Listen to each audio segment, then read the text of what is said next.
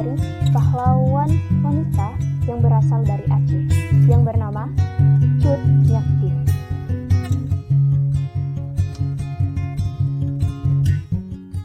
Cut Nyak Dien lahir di Lampadang, Kerajaan Aceh tahun 1848. Ayahnya bernama Teku Nanta Setia, seorang ule balang di Inamukim. Saat usianya menginjak 12 tahun, Cut Nyak Dien dinikahkan dengan Teku C. Ibrahim Lamnga oleh orang tuanya. Dan teman-teman pasti semua sudah tahu bahwa Cut Nyak Dien ini adalah salah satu pahlawan wanita yang berjuang melawan pasukan Belanda pada masa Perang Aceh, tepat pada tahun 1880. Pada saat itulah Cut Nyak Dien mulai berjuang melawan pasukan Belanda karena beliau mengetahui bahwa suaminya, yakni Teku C. Ibrahim Lamnga, tewas saat melawan pasukan Belanda. Nah, kematian Teku C. Ibrahim Lamnga membuat Cut Nyak Dien sangat marah dan bersumpah akan menghancurkan Belanda.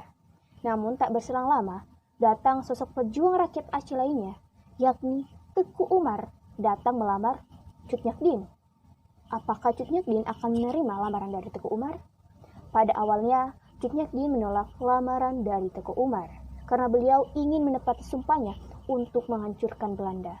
Akan tetapi, Teku Umar yang mengizinkan Cut Nyak Dien untuk terjun bersamanya melawan pasukan Belanda. Akhirnya, beliau pun menerima lamaran dari Teku Umar. Hingga pada tanggal 11 Februari 1899, Teku Umar tewas akibat tembakan dari pasukan Belanda. Meskipun begitu, Cut Nyak Dien tetap berjuang bersama pasukan kecilnya. Beliau memimpin garda paling depan perlawanan rakyat Aceh, menggelorakan semangat rakyat Aceh untuk terus mengangkat rencong melawan pasukan Belanda. Namun, sayangnya lagi-lagi Cut Nyak Dien harus merasakan kehilangan untuk ketiga kalinya. Kenapa demikian? Ya, tangan kanan Cut Nyak Dien atau orang kepercayaannya ini yang bernama Panglaut melakukan pengkhianatan kepada Cut Nyak Dien dengan cara memberitahu tempat persembunyian Cut Nyak Dien dengan pasukannya kepada pasukan Belanda. Namun, alasan Panglaut untuk melakukan hal itu karena Panglaut sudah tidak tega melihat Cut Nyak Dien yang sudah tua, bahkan berdiri pun dia tidak mampu. Dengan rasa berat hati, Panglaut pun memberitahukan kepada pasukan Belanda tempat persembunyian Cut Nyak Dien dengan syarat Cut Nyak Dien harus dirawat oleh pasukan Belanda dengan sebaik-baiknya. Dengan kondisi yang sudah lemah, bahkan berjalan pun sudah tak mampu, dengan berat hati, Cut Nyak Dien pun menyerah kepada pasukan Belanda. Selama bersama dengan pasukan Belanda, Cut Nyak Dien dirawat dengan baik oleh pasukan Belanda, sesuai perjanjian sudah dibuat dengan Panglaut sebelumnya. Akan tetapi, pasukan Belanda yang masih khawatir jika suatu saat Cut Nyak Dien kembali melawan kepada mereka, akhirnya Cut Nyak Dien pun diasingkan di Sumedang.